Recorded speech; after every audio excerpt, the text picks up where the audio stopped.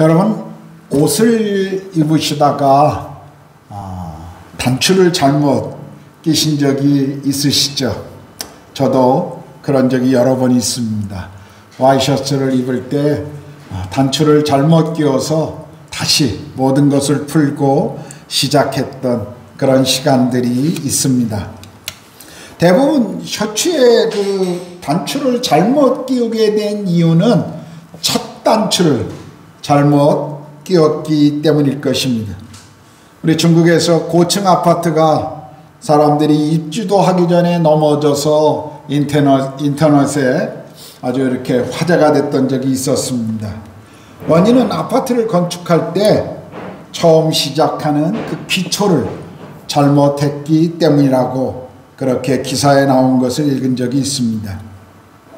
여러분의 하루가 어떻게 시작했는가를 들어보면 그날 하루 여러분의 삶이 어떻게 진행될 것인가를 우리는 대충 짐작할 수 있습니다. 이러하듯 시작은 참 중요한 것입니다. 우리는 이제 2021년 새해를 시작하면서 시작을 알려주는 창세기의 원 역사를 앞으로 한 2달 가까운 시간에 보게 될 것입니다. 창세기는 성경의 시작입니다. 창세기는 우리 모두에게 우리의 기원이 어디에서 시작되었는가를 보여줍니다.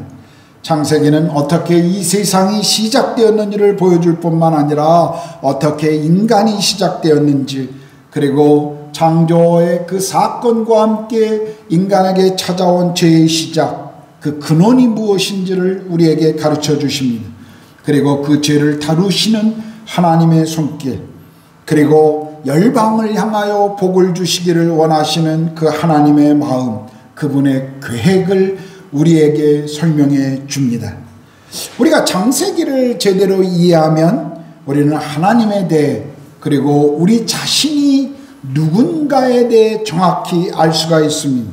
그러므로 하늘의 별들이 어떻게 창조되었는지, 나라는 존재가 어디서부터 시작되었는지, 인류의 역사가 어떻게 오늘까지 흘러왔는지를 알려면, 이해하려면 우리는 창세기를 읽어야 합니다. 그리고 우리는 세상과 사람을 향한 하나님의 계획이 무엇인지, 그리고 그 속에 주께서 원하시는 우리 인생의 목적이 무엇인지 창세기에서 우리는 그 답을 찾을 수가 있습니다.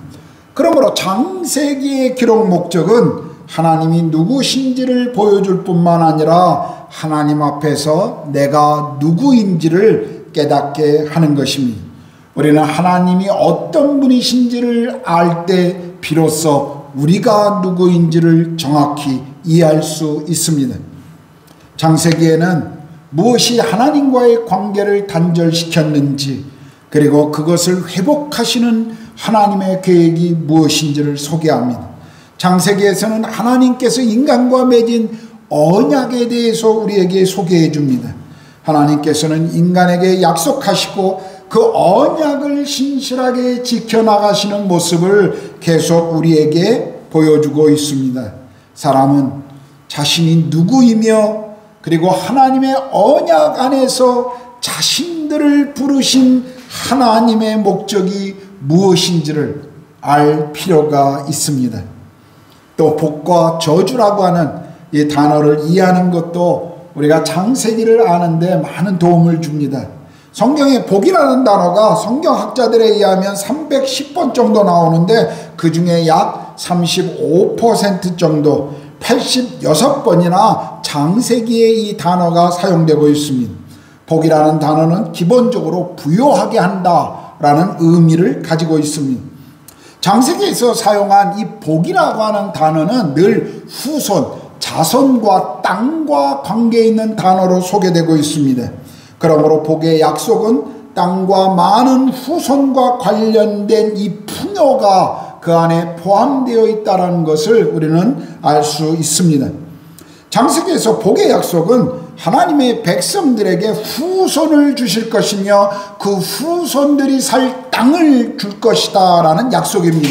반면에 저주는 복의 장소, 그리고 복을 받은 사람들과의 단절을 사용할 때, 의미할 때 그 단어들을 사용하곤 했습니다. 예를 들면 에덴에서의 추방, 또는 하나님으로부터 복을 받은 아브라함으로부터 떠나는 롯의 그 모습을 볼 때 종종 이 단어를 사용했습니다.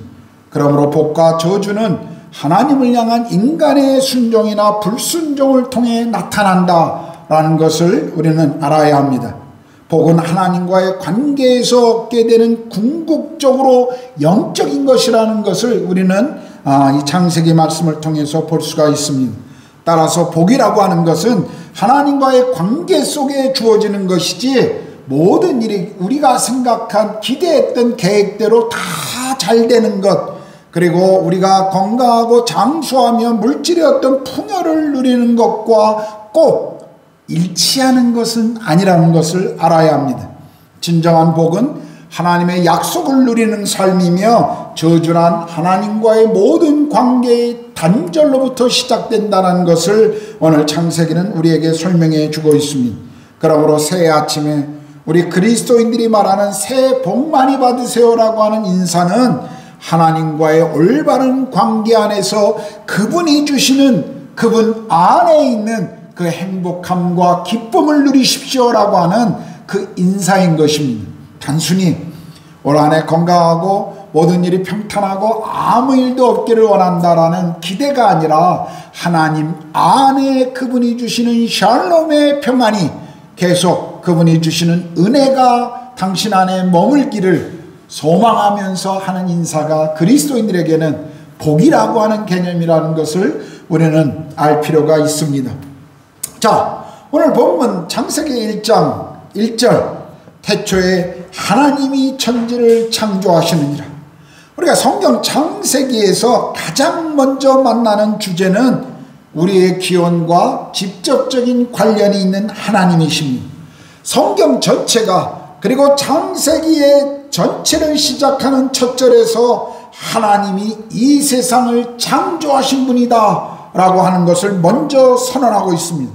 여기 창조하다라는 단어는 히브리어의 바라라는 뜻입니다. 이 단어는 오직 하나님께서 무언가를 만드실 때, 새롭게 만드실 때만 사용했던 단어였습니다. 없던 것에서 새로운 것을, 무에서 유를 만들어낼 때만 이 단어를 성경은 사용하고 있습니다. 우리가 어떤 것을 만들 때는 이미 가지고 있는 것 중에 또 다른 것을 만들어내는 것이지만, 하나님께서는 아예 있지도 않은 것을 가지고 새로운 것을 만드실 때, 그때 이 창조라고 하는 단어를 사용하신 것입니다. 성경은 처음 시작부터 만물의 창조자가 하나님이시라고 선포했는데, 이것은 우리가 하나님을 믿는 것이 선택의 문제가 아니라는 것을 첫 구절부터 우리에게 지금 가르치고 있는 것입니다. 우리가 하나님을 믿는 것이 선택의 문제가 아니라 순종하는 것이 마땅히 그분이 만드신 피조물의 태도이며 우리가 가지고 있는 특권이다 라고 하는 것을 지금 이 1장 1절에서부터 말씀해 주고 있는 것입니다. 창세기 1장 1절은 하나님이 누구신지를 설명하려고 노력하지 않습니다. 하나님이 어떤 분인지를 우리에게 설득하려고 하지도 않습니다. 세상이 있다고 하는 것, 창조된 피조세계가 있다고 하는 것은 그것을 만드신 분이 계신다는 것을 전제하고 있다는 것을 당연히 성경 첫 구절에서 선언하고 있는 것입니다. 하나님의 존재와 그분이 하신 일을 선포함으로 읽는 사람들, 이것을 대하는 사람들의 반응을 지금 요구하고 있는 것입니다. 이 말씀을 읽는 사람들에게 하나님을 믿고 따를 것인지 아니면 거부할 것인지를 선택할 것을 첫 구절에서부터 성경은 우리에게 도전하고 있습니다. 일반적으로 사람들이 창조 이야기를 들으면 학교에서 배운 생물학이나 또는 지구과학과 어떤 조화를 이루고 있는지를 늘 고민을 많이 하는 것을 볼 수가 있습니다. 여러분, 창세기의 중요성은, 또 원역사가 우리에게 보여주고자 하는 것은 과학 이론의 어떤 입증을 우리에게 설명하려고 하는 것이 아닙니다. 창세기가 우리에게 처음 세상의 시작을 보여줄 때 창세기가 원하는 목적은 누가 어떤 목적으로 이 세상을 창조했는가를 설명해 주는 것입니다. 이것은 과학이 설명할 수 없는 것을 오늘 성경이 대답해 주고 있는 것입니다. 제가 오래전에 미국을 방문했을 때 워싱턴 DC에 있는 베데스다 병원 연구실에 가본 적이 있었습니다. 온 세계 의학자들이 모두가 연수하고 오고 싶어하는 그런 장소라는 것을 그곳에 가서 저는 들었습니다. 그곳에서 연구원에 계시는 한 집사님을 만났는데요. 그분은 평생 귀뚜라미 그 뒷다리를 연구하신 분이십니다. 그 다리를 가지고 세포를 연구하신 분인데, 그분 연구실에 이분이 아주 그 베데스다 병원 안에서도 그 연구진 중에서도 굉장히 인정받는 학자였기 때문에 세계에서 온 세상에 몇 대 안 되는 초정밀한 그 현미경이 이분 연구실에 있었습니다. 그래서 그분 연구실에 들어가서 그 현미경을 가지고 저도 세포를 이렇게 들여다본 적이 있었습니다. 작은 점 하나에 수백만 개의 세포가 그 안에 있는 것을 보았습니다. 정말 경이로웠습니다. 그분이 평생 연구한 그것이 담겨있는 어떤 디스크 같은 걸 봤는데, 그 디스크 하나에 한 점과 같은 것들이 얼마나 많이 있는지, 그리고 그 점 안에 수백만 개의 세포가 있다는 이야기를 듣고 그것을 보고 있는데, 참 제 마음에 이런 세상이 다 있구나 라는 것을 처음 이렇게 느껴본 적이 있습니다. 그분이 연구에서 학위를 얻은 책만 쓴 그런 어떤 연구 기록만 해도 엄청난 분량이라고 합니다. 그런데 생각해 보십시오. 귀뚜라미 뒷다리 하나를 연구하고 평생 그것을 붙들면서 쓴 책들이 그렇게 어마어마한데, 누군가가 이 우주의 창조와 인류의 시작에 대해서 서술한다면 얼마나 많은 분량이겠습니까? 도저히 감당할 수 없는 분량과 우리가 이해할 수 없는 내용들로 가득 차 있었을 것입니다. 그것을 이해하고 올바르게 깨닫는 사람들은 별로 그리 많지 않을 것입니다. 그런데 오늘 하나님께서는 모든 사람들이 이해할 수 있는 짧은 언어로 이렇게 말씀하신 것입니다. 태초에 하나님이 천지를 창조하셨더라. 우리는 학교에서 다윈에 의한 진화론을 배웠습니다. 휴고 브루스에 의한 돌연변이설 같은 것을 우리는 배웠습니다. 그러나 알고 있는 것처럼 이미 이런 모든 내용들은 학계에서 폐기 처분된 이미 이론들입니다. 그런데 아직도 학교에서는, 그리고 박물관에 가보면 버젓이 다윗의 진화론이 사실이고 진리인 것처럼 그런 것들을 이렇게 사용하고 있는 것을 우리는 참 많이 보게 됩니다. 우리가 100번 양보하고 진화론적 체계를 인정한다 할지라도 진화했던 처음 것이 어디서부터 출발했는가는 어떤 학자도 그것은 밝혀낼 수가 없는 것입니다. 무언가 진화하기 위해서는 처음 것이 필요한데 그것이 어떻게 생겼는가, 어떻게 시작되었는가, 진화론은 도저히 이것을 설명할 수가 없습니다. 오늘날 가장 인기 있는 과학적 가설 중에 하나가 대폭발 이론인 빅뱅 이론이라는 것, 우리가 그것을 인정한다 해도 빅뱅 이론은 그것의 그 폭발 이전에 그 폭발을 이루게 했던 그 처음 것을 설명할 수가 없습니다. 어떤 이론도 우주가 왜 이렇게 놀랍고 복잡한 구조와 질서를 가지게 되었는지, 어떻게 생명이 시작되고 출발되었는지 설명해 주지는 못하고 있습니다. 그냥 우연일까요? 그런데 성경은 이 한계를 이렇게 설명하십니다. 태초에 하나님이 천지를 창조하셨느니라.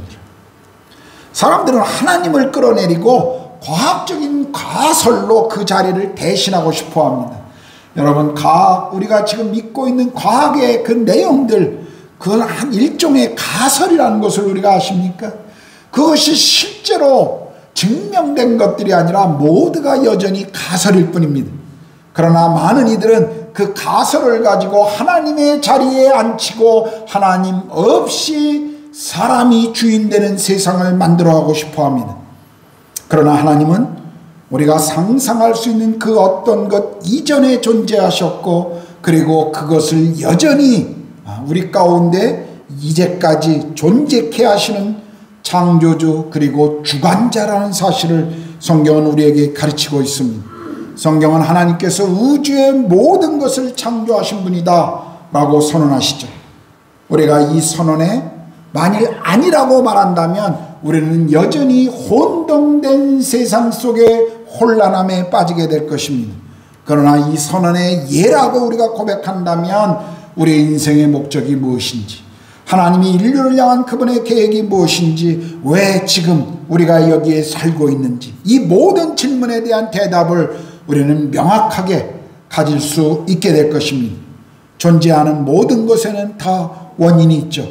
그러므로 창세기 1장 1절은 모든 존재의 시작을 알려주는 장엄한 서곡인 것입니다. 자, 그렇다면 태초에 하나님이 천지를 창조하셨다는 것은 우리에게 어떤 의미를 주고 있습니까? 이것은 무신론을 거부합니다. 먼저 여러분 생각해 보십시오. 만일 하나님이 태초에 계셨다면 과거에도 계셨고 지금도 하나님이 여전히 계신다는 것을 우리에게 분명하게 보여주고 있는 것입니다. 하나님이 없다라고 말하는 것은 우리가 창조된 모든 것을 부정하는 것과 이 모든 것을 시작하신 분을 부정하는 것과 같습니다. 여러분, 우리가 가지고 있는 성경, 만일 제가 여러분들에게 제 성경은 아주 특별한 것입니다. 이것은 수천 년 전부터 내려온 것인데 아주 우연하게 갑자기 저에게 이렇게 성경으로 뚝 떨어졌습니다. 이것이 모든 것이 우연스럽게 갑자기 만들어져서 제 손에 주어진 것입니다 라고 여러분에게 제가 이야기한다면 지금 이 자리에 앉아 계신 분들 중에 몇 분이나 그 이야기를 정말 받아들일 수 있을까요? 제 손에 차고 있는 시계가 어느 날 갑자기 이렇게 만들어져서 제 손에 채워진 것이라고 말한다면 아마 사람들은 그것처럼 어리석은 이야기가 없을 것이라고 생각할 것입니다. 아무런 이유도 목적도 없이 이 세상이 그냥 우연에 의해서 시작된 것이라면 사람들은 그 질문에, 그 물음에 이상하게 생각할 것입니다. 그런데요, 어느 날 많은 사람들이 이 세상을 보면서 그리고 이 세상을 만드신 하나님을 거부하고 있다는 것 아십니까? 그래서 시편 기자는 어리석은 사람은 하나님이 없다라고 말한다라고 우리에게 그렇게 소개하고 있습니다. 여러분, 태초에 하나님이 천지를 만드셨다. 이 선언은 우리 안에 또 많은 사람들이 알고 있는 범신론적인 생각도 거부하게 합니다. 범신론이라는 것, 그건 모든 사물 안에 신이 있다는 것이고 물질이 신이라고 믿는 믿음입니다. 그러나 하나님이 물질을 창조하신 분이라면 하나님은 물질보다 더 우월하시고 그 물질보다 더 위에 계신 분이라는 사실을 우리는 알 수가 있습니다.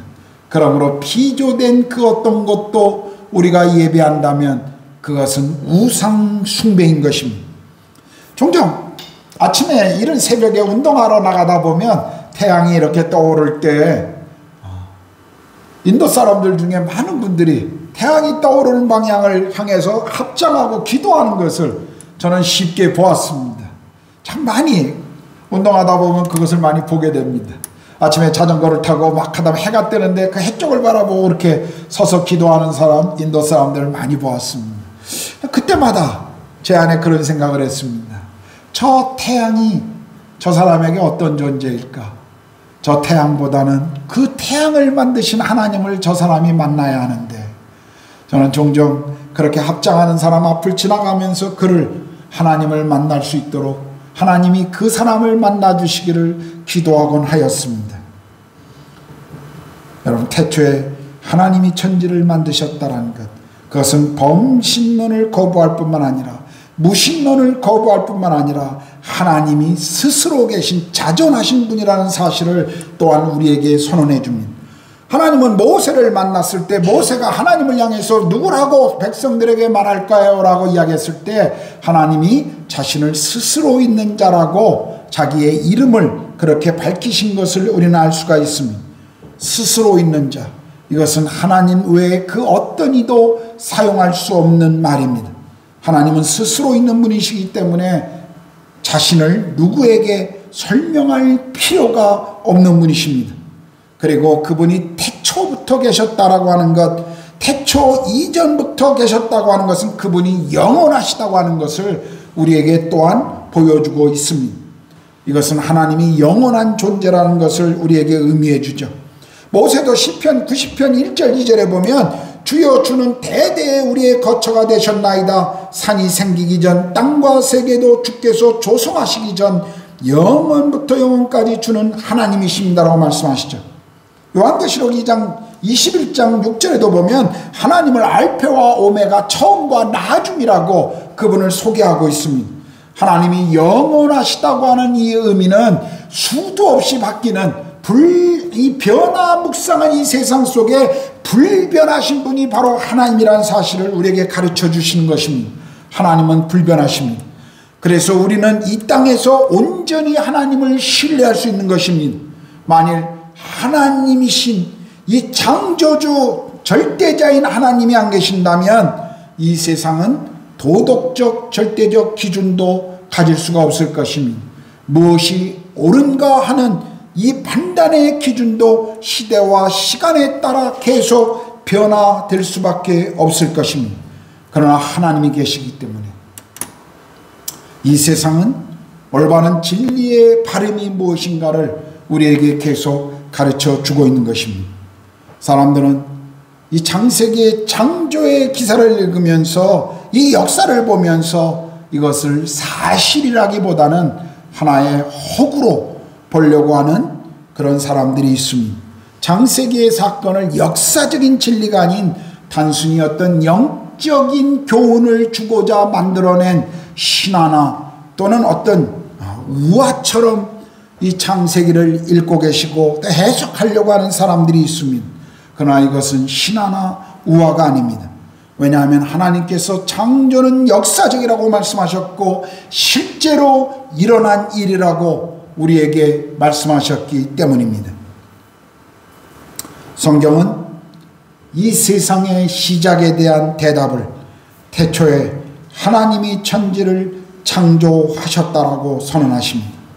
창조를 묵상하다 보면 우리는 필연적으로 하나님을 찬양할 수밖에 없습니다.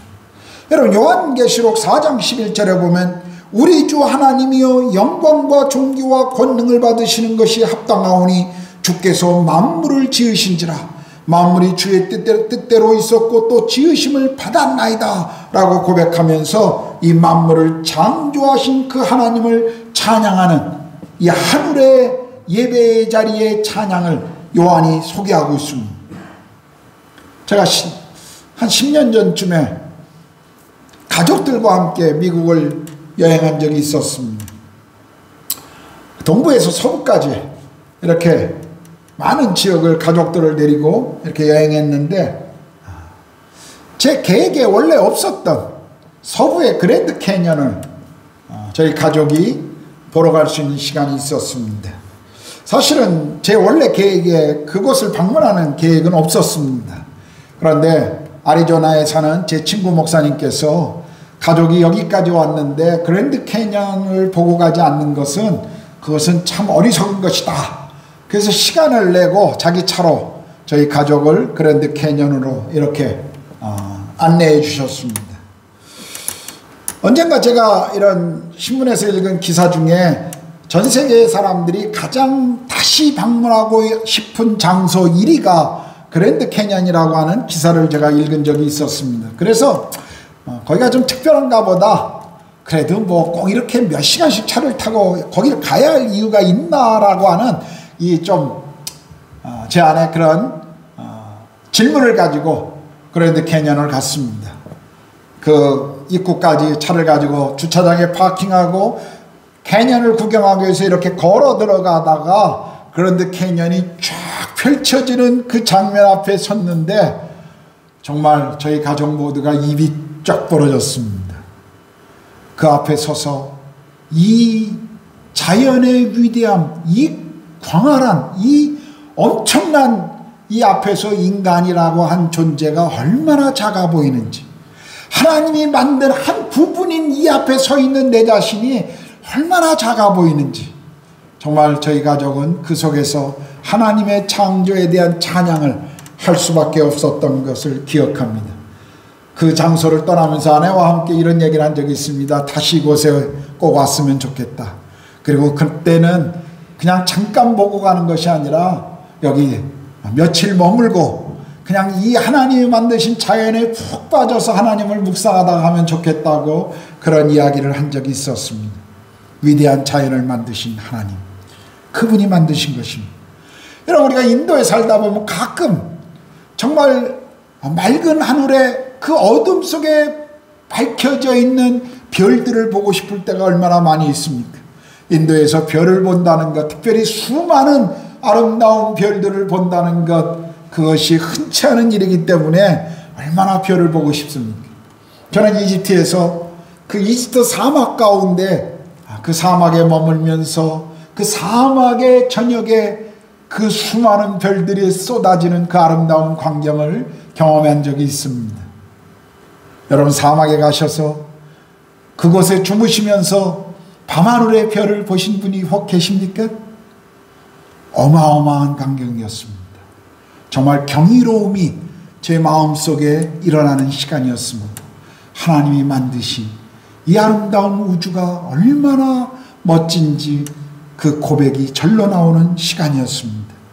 카자흐에 살 때는, 카자흐는 광야였는데 그 광활한 땅에 계절이 바뀔 때마다 형형색깔로 변하며 눈에 보이는 그 모든 땅에 같은 색깔의 그 꽃들이 피어 있는 것을 보고, 또 한 2주가 지나면 새로운 색깔의 꽃들이 피는 것을 보면서 하나님을 찬양했던 적이 있습니다. 여러분, 우리는 자연을 보면서 하나님, 이 자연을 만드신 하나님이 누구신가를 우리는 경험합니다. 네팔 포카라에 갔을 때 히말라야 산을 볼 수 있다는 것은 로또 당첨과 같다라는 이야기를 그곳에 있는 선교사님들이 하셨습니다. 그런데 우리가 머물던 곳에서 갑자기 구름이 걷히며 이른 아침에 히말라야 산이 보이기 시작하는데, 야, 정말 하나님을 찬양할 수밖에 없었습니다. 여러분, 이 모든 자연의 이 경이로움 만드신 분이 바로 하나님이십니다. 그런데 이 어마어마한 자연만 보고 우리가 하나님을 찬양하나요? 아니요, 그렇지 않습니다. 저는 요즘 매일 제 집 앞에 있는 강아지들을 보면서 하나님을 찬양합니다. 그 강아지들이 얼마나 예쁜지, 얼마나 귀여운지 매일 보고 매일 먹을 걸 갖다 주는데 질리지가 않습니다. 그 강아지들이 매일 자라는 걸 보면서, 그리고 음식을 주는 저에게 달려올 때마다, 그리고 제 앞에 꼬리를 치고, 또 어떤 강아지들은 이미 훈련되어서 제가 나가기만 하면 제 앞에 쫙 엎드려서 저를 먹을 거 줄 걸 쳐다보고 있는 그 강아지들을 보고 있노라면 정말 하나님의 창조가 얼마나 놀라운지, 이 평범함 속에서 하나님이 보여주시는 그 창조의 경이로움을 저는 날마다 경험하고 있습니다. 우리는 지훈 형제 딸 시아를 보았습니다. 얼마나 경이롭습니까? 아빠를 똑 닮은 그 아이, 예쁘고 아름답지만 무언가 말하고 싶은 그 충동 우리 안에 있지 않습니까? 여러분, 우리는 이 세상에 있는 모든 것들을 보면서 놀랍다고, 아름답다라고, 경이롭다라고 그 소리를 칩니다. 하나님의 창조물입니다. 우리를 창조하시고 구원하신 우리 아버지의 작품입니다. 태초에 하나님이 천지를 창조하셨습니다. 전능하신 창조주 하나님을 우리가 묵상하면 묵상할수록 그분은 우리가 의문을 품고 질문하실 뿐이 아니라 우리가 감사하고 신뢰하고 따라야 할 우리 주인 창조주 하나님이라는 사실을 깨닫게 해줍니다. 올 한 해 창조주이신 우리 하나님께서 우리를 새롭게 만들어 가실 것입니다. 무에서 유를 창조하신 그 하나님께서 올 한 해 다시 우리를 새롭게 빚어가실 것입니다. 우리를 더 깊은 하나님과의 관계로 인도하실 것입니다. 2021년 새해를 시작하면서 우리 모두가 가슴 뜨거운 설렘과 기대감으로 함께 하나님을 알아가고 그분을 예배하면 좋겠습니다. 2021년 창조주 하나님, 그 하나님을 우리가 더 깊이 알아가고 그분을 만납시다. 그리고 그분이 우리 가운데 허락하신 모든 하늘의 복을 우리가 누리는 그 축복이 올 한 해 여러분과 함께 하시기를 다시 한번 축복합니다. 할렐루야. 해피 뉴 이어. 기도하겠습니다.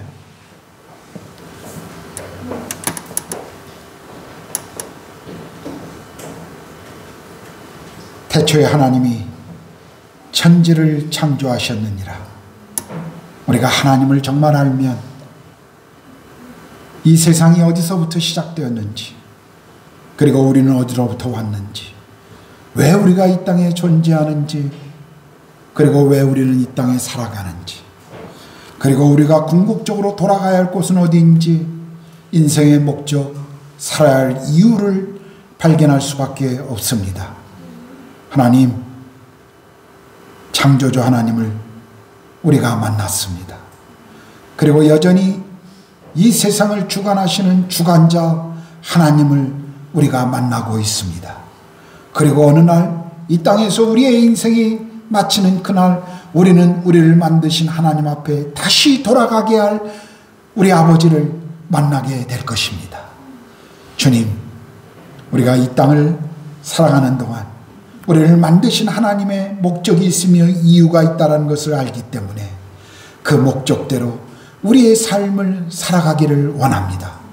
주여, 2021년 다시 우리를 이 땅에 오게 하시고 이 땅에 살게 하신 주님의 그 마음, 주님의 계획을 이해하게 하시고 주님을 더 깊이 알아가며 주님의 우리 삶에 계획하신 모든 복을 누리며 살아갈 수 있도록 하나님 우리를 축복하여 주시옵소서.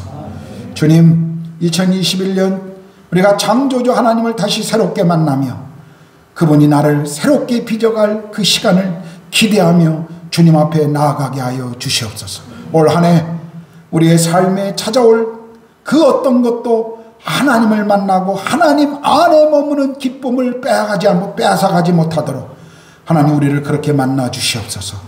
이 세상 그 어떤 것도 하나님을 만나는 행복감보다 더 크지 못하다는 것을 우리가 알게 하시고 하나님이 나와 우리 가정 그리고 우리 산업의 주인이심을 날마다 고백하고 주님 따라갈 수 있도록 성령 하나님 우리를 그렇게 인도하여 주시옵소서. 우리를 창조하신 하나님, 그 하나님을 매일의 시간 속에 만나겠습니다. 그리고 주님과 함께 걷겠습니다. 올 한 해 우리와 함께 하시고 임마누엘의 하나님이 되어 주시옵소서. 감사합니다. 예수님의 이름으로 기도드렸습니다. 아멘.